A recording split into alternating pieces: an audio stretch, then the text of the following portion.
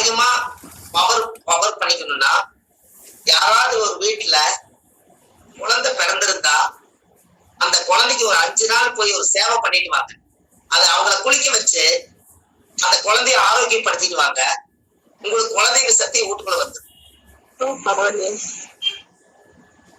அருமை அருமைங்க. குழந்தை எத்தனாம் பாவம்? 5ஆம் பாவம். குழந்தை எத்தனாம் பாவம்? 5ஆம் பாவம். அப்ப குழந்தைய வந்து நாம வந்து குழந்தைக்கு ஒரு சேவை பண்ணா குழந்தையும் தெய்வம் ஒண்ணுன்னு சொன்னீங்க. சேர்த்து சொன்னதுனால குழந்தையும் தெய்வம் கடைசியில குலதெய்வம். எப்படி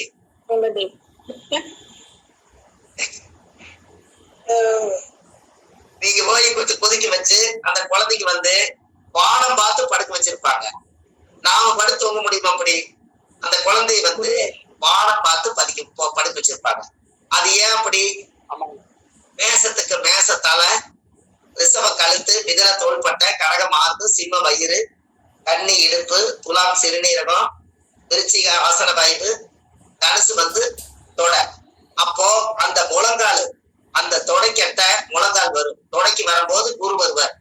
அதனாலதான் அந்த முழங்கால்ல அந்த குழந்தையை படுக்க வச்சு அந்த தொடை மேல கொண்டு போய் குருவோட இடத்துல அழகா வச்சு அவங்க கண்ணு மூக்கு எல்லாம் எடுத்து விட்டு அந்த வீட்டுல அழகா அந்த குழந்தைக்கு வந்து அப்படி தேய்ச்சி குளிக்க வச்சு 9ஆம் இடம் என்பது தெய்வம், தானம், தர்மம், புண்ணியம் எல்லாமே சேவையெல்லாம் அங்கதான் இருக்குது.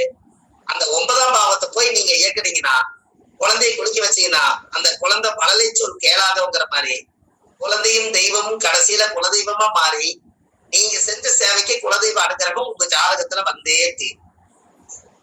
கண்டிப்பா. அப்ப காலச்சக்கரத்துக்கு குழந்தைய எந்த இடத்துல தூக்கி படுக்க வச்சுக்கிறாங்க பாத்தீங்களா? 5ஆம் இடத்துல. அது குரு வீடா வருது. காலச்சக்கரத்துக்கு 9வது வீடு குரு வீடு. அந்த குருதான் அந்த வீட்டுக்கு வராது. அப்போ நீங்க குழந்தைக்கு வந்து அந்த பெண்கள் எல்லாருமே குழந்தையை குளிக்க வச்சு அதுக்கு வந்து சேட்டு பார்த்திருக்கீங்களா? அந்த காலத்துல சேட்டு இப்ப குழந்தையை குளிக்க வைக்கிறது எதிர்குளிப்பு பார்த்திருக்கீங்களா நீங்க? நீங்க சேர்த்து பண்ணுங்களாங்க. சேட்டு இருக்கிறாரு பாத்தீங்களா? சேட்டு மார்வாடி. ஆமாங்க. உங்களுக்கு புரியுமாமா? சொல்லுங்க. மாறுபாடின்னு சொன்னா உங்களுக்கு புரியுமா? அப்ப எல்லாருமே பேசுங்க. புரியுது. சைலண்டா இருக்கீங்க, எல்லாருமே பேசுங்களேன். புரியுதுங்க ஐயா. சொல்லுங்க. புரியுதுங்க. அதாவது வந்து சேட்டுன்னா மாறுபாடிங்களா? புரியுதுங்க. அவங்க அந்த குழந்தை குளிக்க வைப்பாங்கன்னு தெரியுமா உங்களுக்கு?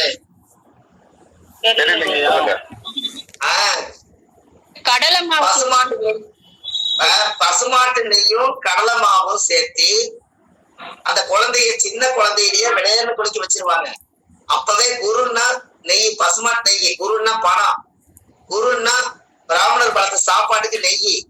அப்பவே நெய்ய உடம்புல குழந்தையிலேயே அப்ளை பண்ணிடுவாங்க. அப்ப குருவோட ஆதிக்கத்தை உடம்புல அழுத்திடுவாங்க எல்லாமே. அந்த கடலமாவும் குருவோட ஆதிக்கம் தான். அந்த குருவும் வந்து பசுமாட்டு நெய்யும் மகாலட்சுமி உடம்பு பணம் வந்து பசுமாட்டுல இருந்து எடுத்ததான் நெய். அந்த மகாலட்சுமி உடம்புல அப்ளை பண்ணிடுவாங்க. பிறந்ததுல இருந்து சாக வரைக்கும் அவங்களுக்கு காசு தரத்திலுமே வந்தது இல்ல. எப்படி? ஆமாங்க. அவங்க எந்த காலத்துல நீங்க நம்மள போல வட்டி கடன் வாங்கிட்டு கட்டுக்காரன் குடிஞ்சு நிக்கிறாங்க? இல்லைங்க. அவங்க அழகா ஒரு பொருளை, அழியாத பொருளை வாங்குவாங்க, அழகா விற்பாங்க. குடும்பமே எல்லாம் சேர்ந்து பாடுபடுவாங்க. எல்லாரும் ஒன்னா சாப்பிடுவாங்க, ஒன்னா தூங்குவாங்க. நல்லா ஆரோக்கியமா இருந்தாங்க. பசுமாட்டு நெய்யும் கடலை மாவும் குருவோட ஆதிக்கம். அந்த காலத்திலேயே நாம வந்து முகத்தை வந்து விசித்திரமா தெரியணும், நாம ஒரு வெளிநாட்டு வாழ்க்கை மாதிரி இருக்குன்னு சொல்லி நம்மளோட மனிதர்களா இருக்க மாட்டாங்க. அவங்க கடுக்கா மாட்டிக்குவாங்க. லைட்டா அந்த கலர் எல்லாம் அடிச்சு அவங்க விழா கொண்டாடினா கோழி பண்டிகை கொண்டாடுவாங்க. வித்தியாசமான நோன்பு கொண்டாடுவாங்க. எங்கேயாவது ஒரு கல்யாணத்துக்கு போச்சுன்னா ஒரு 1000 ரூபாய் கட்டு, 10 ரூபாய் கட்டு எடுத்து ஏலம் போடுவாங்க. மேல எல்லாம் பணம் எங்கிட்ட இருக்குதுங்கிறத அப்பதான் காய்ப்பாங்க. வெட்டுக்கடியில பணம் வச்சிருப்பாங்க. இத்தனைக்கு குருவோட ஆதிக்கம் தான். அப்ப அவங்க எல்லாருமே காலச்சக்கரத்துக்கு 9ஆம் பாவம்.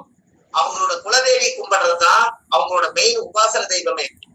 அவங்க குலதேவியை கும்பிட்டு குழந்தைகளுக்கெல்லாம் குருவோட ஆதிக்கத்தை செலுத்துறதுனாலதான் அந்த குடும்பத்துல இன்னைக்கும் காசு பணம் குறையில்லாம இருக்கு. சரிங்க சரிங்க. நீங்களும் மாசத்துல ஒரு முறையாவது புனர்பூசம் விசாகம் பூரட்டாதி நட்சத்திரத்தன்னைக்கு பசுமாட்டு நெய்யில குளிச்சு உடம்பு பூரா தேய்ச்சு கொஞ்ச நேரம் வெயில்ல நின்னு உணர்ந்ததுக்கு அப்புறம் நல்ல நறுமணமா தான் இருக்கும். நீங்க குளிங்க, குளிச்சு பாருங்க, காசு உடம்புக்குள்ள ஒட்டிக்கும்.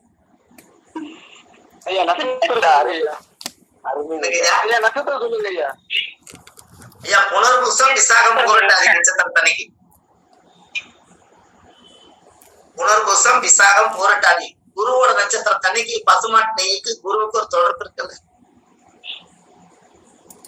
ஐயா. இன்னும் ஒண்ணு இல்ல, நீங்க நீங்க யாகம் பண்ணுவாங்க பாத்திருக்கீங்களா? பாத்துருக்கோங்க. சரி, யாகம் பண்ணாங்கன்னா அந்த நெருப்பை எடுத்து அவங்க ஒரு சட்டியில வச்சு பசுமாட்டு நெய் எடுத்து கொஞ்சம் விட்டு அதுல உருக்கி மை மாதிரி செஞ்சு நெத்தியில வைப்பாங்க. அதானங்க ஐயா? அவங்க என்ன பண்றாங்க, அன்னையில இருந்து அந்த அத்தனை மூலிகையை போட்டு அந்த உபமந்திரங்களை சொன்னது அத்தனை சேர்த்து இந்த பசுமாட்டு நெய்யை கொண்டு போய் நம்ம அந்த துரியங்கிற இடத்துல வைக்கும் போது நம்ம உடம்புல இருந்து ஒரு ஈர்ப்பு சக்தி இருக்கிறதுனால அன்னையில இருந்து ஒரு சின்ன அந்த கோயிலுக்கு போயிட்டு ஒரு மாற்றம் நடக்குது. கும்பாபிஷேகத்துல அந்த மந்திரங்கள் எல்லாம் சொல்லி உச்சாரம் பண்ண நேரம் அதனால அந்த இடத்துல பசுமாட்டு நெய்யில தான் நெத்தியில வைப்பாங்க. பாத்திருக்கீங்களா? பாத்துருக்கோங்க ஐயா. அப்ப நீங்க என்ன பண்ணலாம், இனிமேலு மையெல்லாம் வைக்க வேண்டாம். நீங்க தெர்ப்பப்பிள்ளை எடுத்து வீட்டுல கலக்கி பசுமாட்டு நெய்யில குழைச்சு உருவத்துல அழகா நீவிக்குங்க, தலையில தொடவிக்குங்க. யாருக்கும் மை வச்ச மாதிரி தெரியாது. நீங்க காசு வந்துகிட்டே இருக்கு உங்களுக்கு.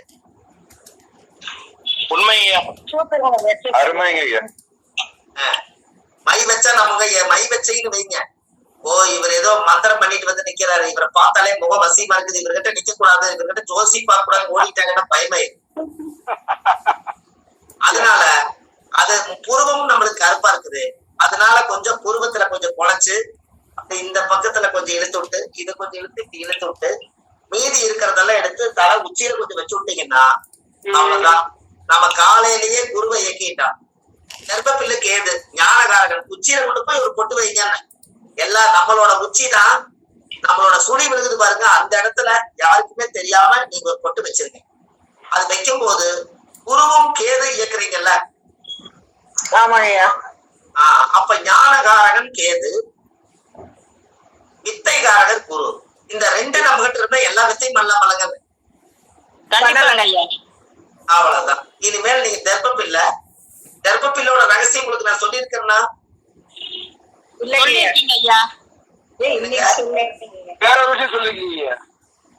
என்னங்கம்மா தர்பை பத்தி என்ன சொல்லல. தர்ப்பப்பிள்ளை பத்தி சொல்லிக்கலாம் உங்களுக்கு. தர்ப்பப்பிள்ளை ஏதோ மீட்டிங்ல சொல்லிருப்போம், நம்மளோட குழுவில சொல்லி இல்லைங்களா? இல்லைங்கய்யா.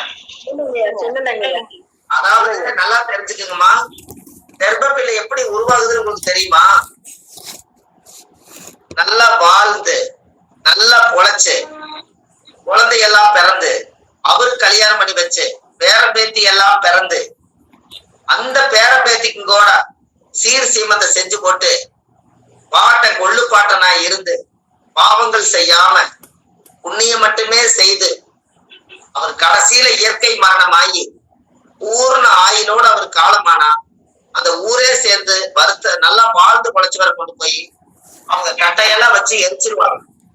அது எரிச்சு முடிச்சதுக்கு அப்புறம் மறுநாள் காலையில போய் ஒரு எலும்பு துண்டு எடுத்து அஸ்தியில போட்டு அந்த ஒரு மண் கலையத்துல போட்டு எடுத்து கொண்டு போய் இந்த ஆத்மாவை கொண்டு போய் கரைக்கிறதுக்கு போவாங்க. இத கரைக்க போய் அந்த ஆத்மா அந்த சாம்பல் எல்லாம் போய் கரைச்சு விடுவாங்க. சாம்பல் எல்லாம் கரைஞ்சு போச்சுன்னா இந்த கரையோரத்துல போய் இந்த சாம்பல் எல்லாம் போய் ஒதுங்கு பாருங்க. அது அப்படியே ஒதுங்கி அந்த இடத்துல அப்படியே மண்ணுல வேர் பிடிச்சு அப்படியே கர்ப்பையா வரும். அதுதான் கர்ப்பப்பிள்ளுடைய தாய்க்கு மூலாதாரம். விதையில்லாம வளரக்கூடியது ஒன்னே ஒண்ணு கர்ப்பப்பிள்ளை மட்டும்தான். முன்னோர்களுடைய ஆசீர்வாதத்தால வர்றத தெரியல. உங்களுக்கு புரியுதுங்களா? புரியுதுங்க ஐயா. அந்த அந்த முன்னோர்கள் அந்த தர்ப்பணம் கொடுத்ததெல்லாம் போய் கரையோரத்துல ஒதுங்கிருமா. அந்த கரையோரம் ஒதுங்கினது எல்லாமே நல்லா வாழ்ந்து உழைச்சிருந்தாங்கன்னா அவங்க மறுபடியும் பிறவி எடுப்பாங்களாம். எப்படி எடுப்பாங்கன்னா தர்ப்பப்பில்லா எடுப்பாங்களாம். அதனாலதான் அவங்க தர்ப்பைங்கிறது ஆத்மாகாரகம் தான் தர்ப்ப. அந்த ஆத்மா சாந்தி தர்ப்பணம் அது பூஜை பண்றதுக்கு கையில தர்ப்பப்பிள்ளை பிராமணர் வச்சிருக்கிறாரு இல்லையா? தர்ப்பப்பிள்ளை வச்சுக்கிறாங்க பாத்தீங்களா? அப்ப அந்த ஆத்மா சாந்திக்கு தான் அந்த பவர். அதனால தர்ப்பை தாய் இல்லாம தந்தை இல்லாம மூலாதார விதைகளே இல்லாம தனிமையா போய் வாழ்ந்து குழைச்சக்கூடிய புண்ணியம் தான் தர்ப்பப்பில். அது வளர்ந்ததுக்கு அப்புறம் அதை கொண்டு ஒரு கெராடம் பிடிக்குதுன்னா கூட அதை கொண்டு போய் அந்த தர்ப்பப்பில சாமிக்கே சக்தி குறையாம இருக்கணும்னா இந்த முன்னோர்கள் வாழ்ந்த சக்தி முன்னோர்கள் வாழ்ந்த அந்த தர்ப்பனா அந்த சாமியவே போய் காப்பாத்துது. எப்படி? அப்ப எல்லாத்தோட வீட்டிலுமே ஒரு தர்ப்பப்பில்லு நம்ம ஜாதகம் பாக்குற இடத்துல தொழில் செய்யற இடத்துல வச்சுக்கலாம். குழந்தைகளுக்கு பள்ளிக்கூடம் போகும்போது தர்ப்பப்பில்ல நீங்க ஒரு ஆசீர்வாதம் பண்ணி விடலாம். அடிக்கடி வெள்ளிக்கிழமை தர்ப்பப்பில்ல குழந்தைகளுக்கு பவித்திர மோதிரம் போட்டு தூங்க வைக்கலாம். தர்ப்பையுடைய பவர் இருக்கும் போது தர்ப்பைக்கு உண்டானது என்ன கிரகம்? கேது. கேது என்பது ஞானகாரகன். தர்ப்பையை நீங்க உங்க வீட்டுக்குள்ள வச்சிருக்க வரைக்கும் அந்த வீட்டுல முன்னோர்களுடைய ஆசீர்வாதம் இருக்குமா. அப்ப அந்த குழந்தைகளுக்கு ஞானம் சுரக்குமா. அப்ப இனிமேல் தர்ப்பையில நீங்க வீட்டுல வச்சிருந்தா முன்னோர்களுடைய ஆசீர்வாதம் எப்போதும் இருக்கு. பாருங்க. சரிங்க ஐயா. அப்ப இதெல்லாம் பரம ரகசியம் தானுங்க. ஆமாங்க ஐயா, ஆமாங்க. இன்னைக்கு சிறப்பான தர்ப்பப்பில்லுக்கு அந்த காலத்துல ராமனர் வீட்டுல அவங்க 1000 பிரச்சனைகள் இருந்தாலும் அவங்களுக்கு ஏன் சமஸ்கிருதத்தை அவ்வளவு வேகமா படிக்க முடியுது? நம்ம ஜோதிடம் படிக்கிறோம். ஏன் அவங்க சமஸ்கிருத எழுத்து ரொம்ப டஃப், பயங்கர டஃப். படிக்கிறது ரொம்ப கஷ்டம். ஒரு எந்த இடத்துல நிறுத்தணும், எந்த இடத்துல சுதி ஆரம்பிக்கணும், அந்த பாட்டு கொண்டுனா ஓம் கிரீம் லீம் ரீம் உச்சிஷ்ட மகா கணபதியே வரவரத சர்வஜனமே சமான்ய ஸ்வாஹா. எங்கேயோ போதே இல்லையா உங்களுக்கு? அவங்க எங்க இழுக்கணும், அவங்க எங்க இழுக்கணும், அந்த பிராமணர் இருக்கு. அப்போ அந்த அவ்வளவு ஞானங்கள் கிடைக்கணும்னா அதுக்கு யாருடைய மூலாதாரத்தினால அந்த படிப்பை அவ்வளவு சமஸ்கிருதத்தை படிச்சு மந்திரம் ஓத முடியுதுன்னா அவங்க வீட்டுல தர்ப்பப்பில்லு பாயில உட்கார்ந்து ஒரு காலத்துல அது பண்ணிருக்காங்க. எப்படின்னா பாருங்களேன், ஒரு நிமிஷங்க ஐயா. ஆமா ஐயா, லைட் கிடைச்சிட்டுங்களா? இருக்குங்கய்யா.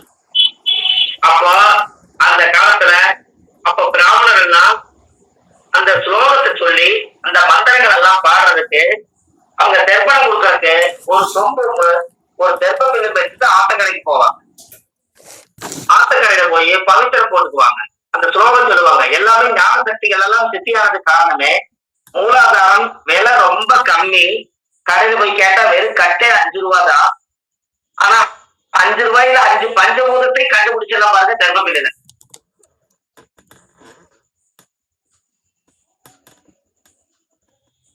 ஆமா, புரியுதா?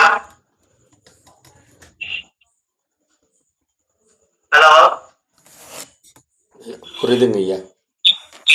ஐயா ஐயா, லைன் கிடைச்சிட்டா உங்களுக்கு எல்லாத்துக்கும்?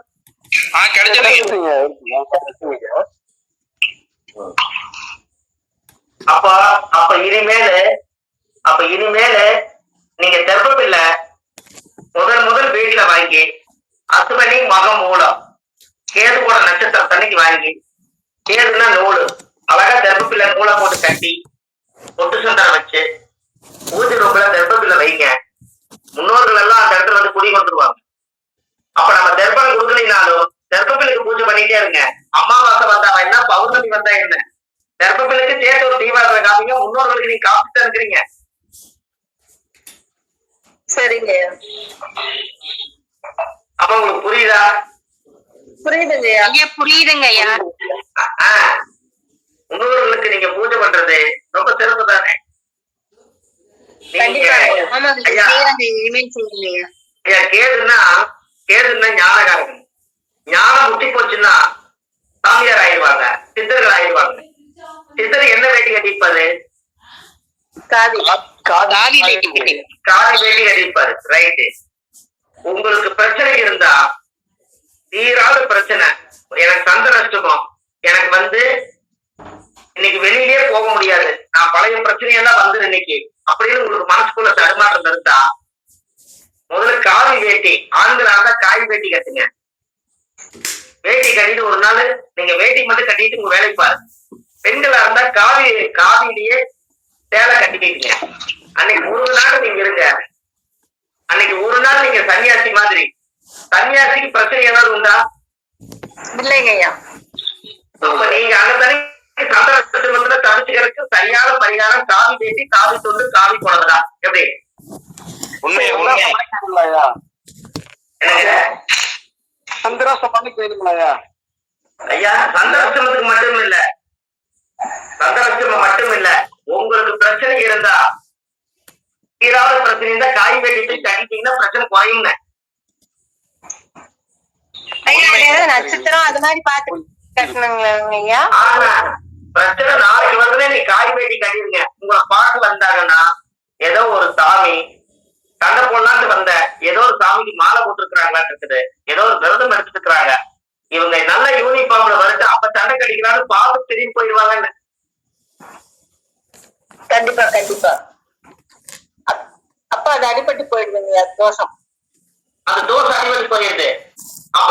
அப்புறம் வெளியே இருக்கிறவங்க என்ன நினைப்பாங்க, கல்யாண புடவையாட கட்டிட்டு அன்னைக்கு அவ்வளவு மினிக்கிட்டு கிணிக்கிட்டு போனீங்க, இன்னைக்கு சாமியாரா இருக்கீங்க பாத்தியா, இதுதான் கடைசியில சன்னியாசி ஆகி போயிட்டீங்க இருப்பாங்க.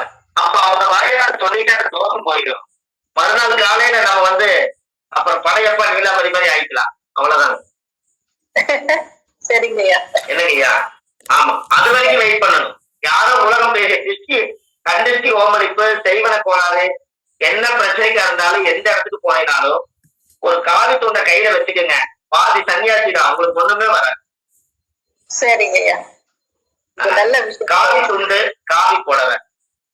இது ஐயா நல்லா பாருங்க, திருவண்ணாமலையில கிரிவலம் சுத்தி வரும்போது நிறைய சன்னியாசிகள் அந்த கிரிவலத்துல உட்கார்ந்து இருக்காங்க. அப்போ அந்த சன்னியாசிகளுக்கெல்லாம் அவங்க கிரிவலம் வரும்போது எல்லாத்துக்கும் நீங்க சாப்பாடு கொடுக்குறீங்க, காசு கொடுக்குறீங்க, வேஷ்டி துண்டு கொடுக்குறீங்க. முடிஞ்சா அவங்க கால தொட்டு ஆசீர்வாதம் வாங்குறீங்க. அவரு ஓம் நமச்சிவாயான்னு சொல்றாரு. அவரை போய் நம்ம அடிக்கிறோமா, அவர்கிட்ட சண்டைக்கு போறோமா, ஏன் இங்கேயே உட்கார்ந்து கைகால் இப்படி இருக்குதுன்னு நம்ம கேட்கிறோமா? ஒண்ணுமே கிடையாது. எல்லாமே சாதுக்கள் எல்லாம் சாதுவாயிட்டாங்க அப்படிங்கிற மாதிரி அந்த வேஷ்டினா சாதுவா இருக்க வைக்கிறது பாருங்க. ஆமாங்கய்யா. அருமை அருமையா. இந்த வேஷ்டி பவர். ஐயா, பரிகாரங்களை முதல்ல நம்ம தப்பிக்கிறதுக்கு பரிகாரங்களை நீங்க நிறைய வச்சுக்கணும். ஏன்னா ஒரு இடத்துக்கு போறோம், என்ன வேஷம் போட்டு போனா நம்ம ஜெயிப்புங்கிறது முதல்ல ஜோசியருக்கு தெரியணும். கரெக்டுங்களா?